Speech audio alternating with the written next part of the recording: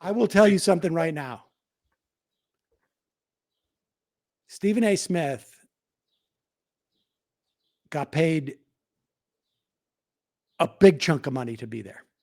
I'm going to bet that. I would bet any amount of money I have that he is being paid to be there. Damn. On PBD? Oh, yeah. Did they offer you money when you came on? They flew me down. They put me up at a, shitty corporate Marriott hotel. That was fine. Marriott, nice. But I had a conversation in the green room, and because I'm trying to figure out what the fuck's going on here.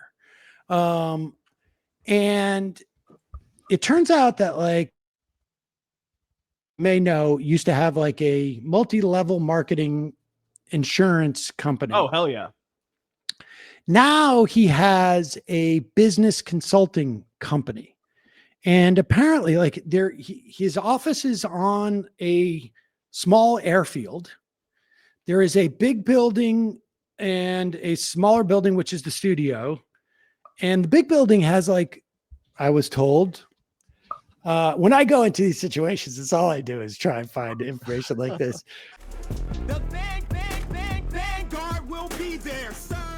100%. I mean, I hope that's what we see. And I've got one last question for you, Sam. I wanted to end this on a little bit of a high note. You know what I mean? One of the things that the three of us love to do, I remember you said it's one of the things that got you into the game. It's just Republicans are just so goddamn dumb. These are the most foolish people on planet Earth, and yet somehow they keep building careers for themselves, and they're mammoth and they're sprawling. And it makes me feel kind of bad. It hurts my feelings. I'll see how many live viewers these people get, and I'll be like, this guy is live for 50,000 people right now. Are you kidding me? This guy? And it never happens to me more than when I sit down with a bowl of Cheerios and I watch the Patrick Bet David, because it's my favorite way to hurt myself to start the day. And these guys, I think, are the dumbest motherfuckers alive. So I just want to get your reaction to this, because obviously a lot of eyes have been on the NBA recently. Yeah, I don't know if you're a Knicks fan or not. You're a New Yorker. I'm a Celtics fan, dude. I grew up in Massachusetts. Oh, okay. There you go. So not necessarily your bag, but a lot of people on left Twitter were talking about the Knicks going on a run. These guys took the time to talk about WNBA ball, something that they don't understand at all. But he did take the time to invite on special sports analyst Stephen A. Smith, who also completely misses the point. This is one of the most hilarious things I've seen all day. Griner, where she says, right there, watch this. Every time we play her, there's this commotion, like this loud rumbling from the stands. Turns out it's people, thousands of them, just sitting there watching on purpose. It's very disruptive. She says WNBA games used to be a chill, quiet place. You could bring your laptop and relax, maybe even get a little work done. But now it's like there's large gatherings of people watching us from the stands. Some of them are yelling crazy shit about what they're seeing, putting unfair pressure on us to score, like we're there for their entertainment. You are. The whole thing is toxic. I saw a guy with his daughter in the crowd, both of them yelling, couldn't hear what they were saying exactly, but it was either my performance or some light racism. But here's where I'm going with this. So this is a satire piece that says clearly. Of course, it's so obvious. It's a satire. I have not ever heard any of this, and anyone who speaks English as a third language could pick up that this is obviously a joke. A basketball player wants people in the stands. They're not surprised that there are. We got to get to Stephen Smith's comments too, because they're really fucking stupid. Oh, yeah. And the only thing I wanted to point out here, guys, is he has this on screen for all of them to look at. And the number one comment says, I don't know what's funnier, this post or the comment section of those don't realize this is a satire page. Well done. It's right here as the first to comment, the most upvoted comment. So the WNBA says they want to get paid more. They're saying this year they're going to make $1 billion. That's what they're saying, okay? For the first time ever. Now that Caitlin Clark is hurt for 2 weeks, did you see ticket prices? Insane. Let me read you the ticket prices. After Caitlin Clark's been hurt for 2 weeks. All right? So let's go through this. Caitlin Clark absence is having an immediate impact beyond the court. According to data shared by Yahoo Sports via TickPick, prices for 2 specific Indiana Fever away games against the Chicago Sky and the Washington Mystics dropped sharply after Clark was sidelined. Before the injury, the lowest ticket available for Fever's matchup in Chicago was $86. For the game in Washington, fans needed at least $41 to get in. After the news of Clark's absence, those get-in prices fell to $25 from. Wait until he sees how far the tickets plummet when the Lakers play without LeBron. Like, this is not news at all. This is like anybody who follows any type of sports understands this. She is a superstar. She is like, it's like LeBron or Jordan or going to see, Tiger Woods when he first came on the scene. Like, of course, it is completely. And, I mean, listen, I grew up in Worcester. We got the Worcester Red Sox from Pawtucket. And there are minor leaguers who, like, people come out to see because they're going to get up into the majors or something like that. And if that guy's not playing that day, people won't even go. Never mind pay for less ticket. They just like, fuck it, I'm not going to go. Like, I want to see that player. Well, don't worry. He brought in sports analyst Stephen A. Smith, who hasn't been bending over backwards into a pretzel. I will tell you something right now. Stephen A. Smith got paid a big chunk of money to be there. I'm going to bet that. I would bet any amount of money I have that he's being paid to be there. Damn. On PBD? Oh, yeah. Did they offer you money when you came on? They flew me down. They put me up at a, shitty corporate Marriott hotel. That was fine. Marriott, nice. But I had a conversation in the green room, and because I'm trying to figure out what the fuck's going on here. And it turns out that may know used to have a multi-level marketing insurance company. Oh, hell yeah. Now he has a business consulting company. And apparently his office is on a small airfield. There is a big building and a smaller building, which is the studio. And the big building has I was told, when I go into these situations, it's all I do is try and find information like this. 50 business consultants who are, that I have a feeling it's probably a similar dynamic, where maybe they work on commission or whatever it is. The Patrick Bet-David show is a loss leader. It is not designed to make money. It is designed to create an image around him. So if you go back and you look at at one point he interviewed Kobe, I am quite sure that interview cost anywhere from $50,000 to $100,000. That he hires them to come to an event, interviews him, and then makes it it's like an interview. Same thing like Tom Brady. Yeah, this happens all the time at conferences. Happens all the time. And this is a business model. And it's a business model, whatever. I mean, that's fine. But we look at this and we go how can people how can he even be why does he do this? He clearly has no idea what he's reading half the time. He doesn't really think about this stuff. I mean, I'm sure he has an ego and wants to be, on TV or whatnot, but it's a business proposition. It creates a celebrity out of him. Having Stephen A. Smith there, as opposed to me, for me, I was just wondering, why are they paying for me to come down there?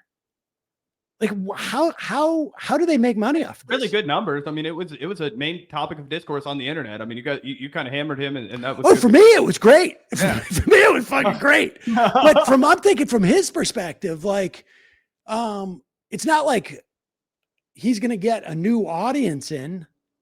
It's not like a bunch of Majority Report viewers are going to be this Patrick Bet-David guy. I really, and I look at the numbers his show does.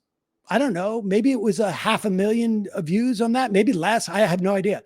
But there's no way it pays for itself.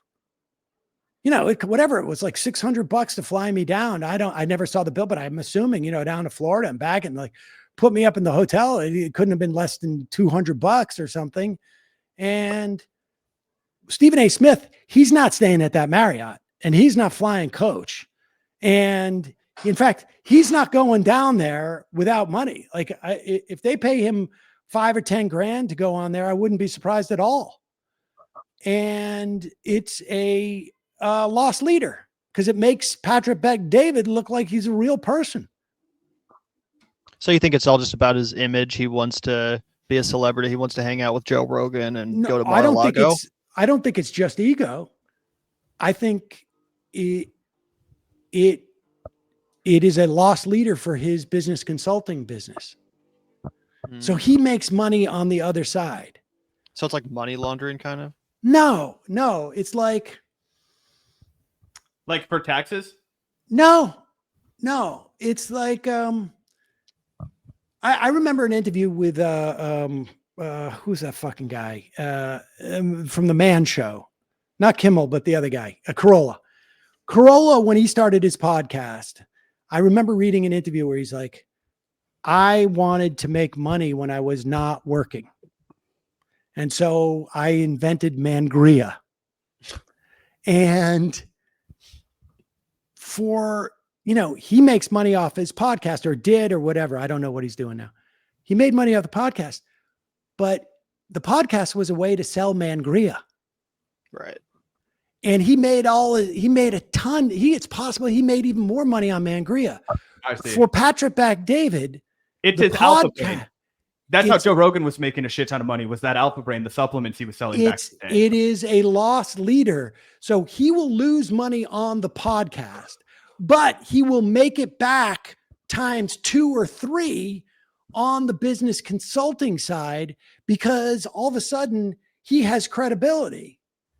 And so business consultants will come to him because he's out there espousing business wisdom all the time. That's what it is for him. He also, at one point, I don't know if he still is, but at one point he was writing young adult novels that he hawked on his show. I don't know if you were paying attention to PBD. I did not pay but attention. At the end of that. every video, he'd be like, but honestly, check out my adult novel at the description. I mean, and particularly as I start, I can start to see the shadows of retirement. Like I'm thinking, like, what is my Mangria? And I can't really come up with one, but if you present a decent business model for the Vanguard, you could get an equity stake for real cheap, Sam. I'm sure it would be it would pay dividends down the line. We don't do corporate ad reads. You know what you got to do? You've got to have like a little graphic in the background. Buy this desk. You can buy this desk at our Vanguard merch store or something like that. But here, wait till you get a load of the sports analysis from Mr. Stephen A. Smith. First things first. Respectfully. Brittany Griner was in a Russian prison. You would think that somebody who is now free, back in America, on home soil, would not have too much to complain about. Especially something like this. It's obviously pandering too. He knows that they want him to say some like stupid right-wing bullshit. Yeah, so he's just filling the role. Except for he doesn't realize he's humiliating the shit out of himself. Yes, it's glorious. Free sport. She described the fans. Yeah.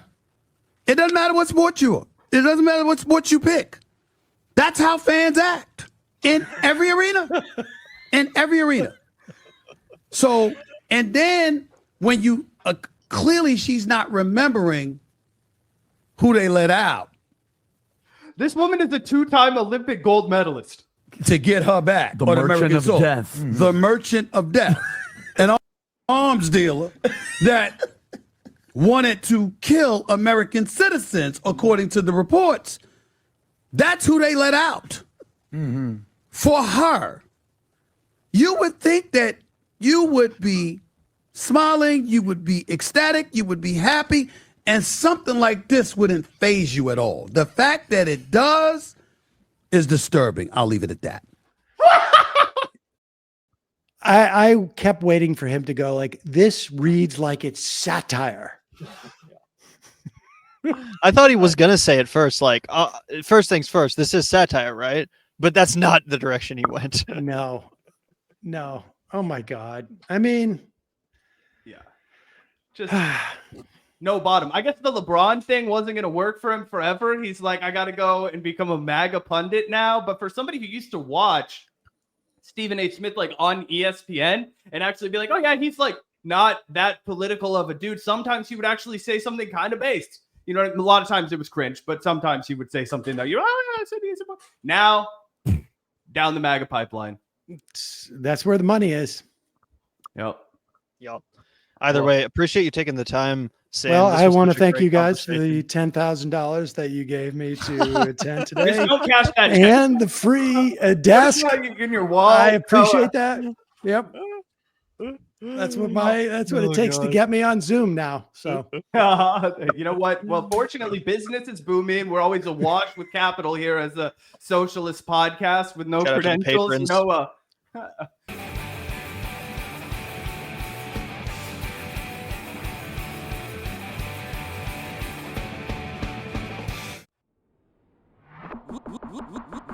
Look out the door if you hear an ambulance. The Vanguard will be there, sir. The Vanguard will be there, sir.